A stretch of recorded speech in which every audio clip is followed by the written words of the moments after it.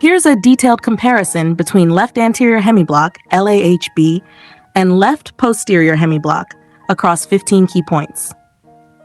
1. Definition. Left anterior hemiblock, LAHB. It is a conduction block in the left anterior fascicle of the left bundle branch.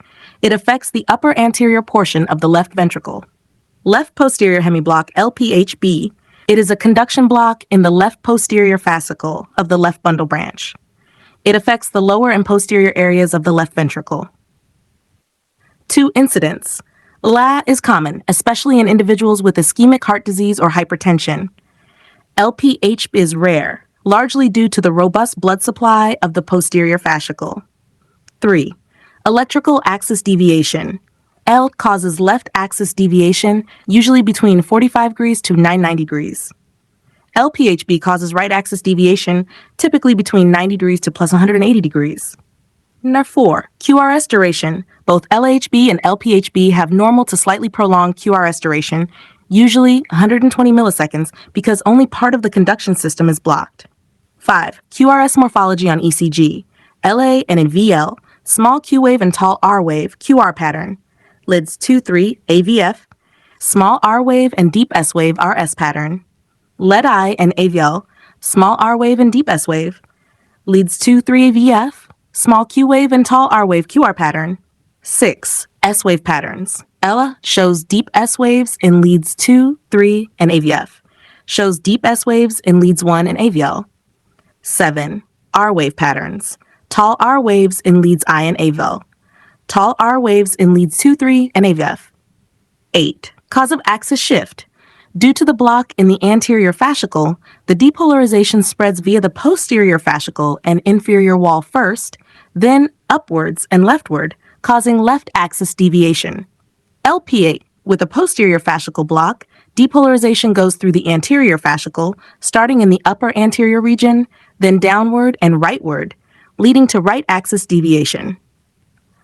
Common causes. A-B, anterior wall myocardial infarction, hypertension, fibrosis of the conduction system, Lenger's disease. LPHB, inferior myocardial infarction, right coronary artery disease, myocarditis, rarely. 10. Associated ECG changes. No ST elevation or depression unless accompanied by infarction. May mimic or mask inferior wall myocardial infarction on ECG. 11. Blood supply, supplied mainly by a single branch of the left anterior descending at artery, making it more vulnerable to ischemia. LPHB, supplied by dual blood supply from the LAHB and posterior descending artery, usually from RCA, making it less vulnerable. Number 12. Anatomical path. LAHB, the anterior fascicle is longer, thinner, and more delicate, making it more prone to damage. The posterior fascicle is shorter, broader, and more protected. 13. Association with bundle branch blocks. LEC often occurs with right bundle branch block, forming a bifascicular block. LPHB can also occur with RBBB, but less frequently. 14. Diagnostic clarity. Diagnosis is relatively straightforward due to clear ECG changes and common occurrence. Diagnosis is challenging, as right axis deviation can result from several conditions like pulmonary disease, RV hypertrophy, or lateral MI. 15. Clinical significance. Often benign if isolated, but may indicate underlying heart disease.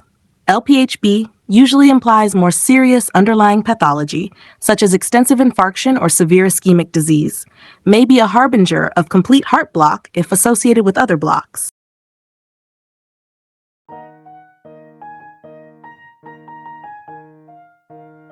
Thank you.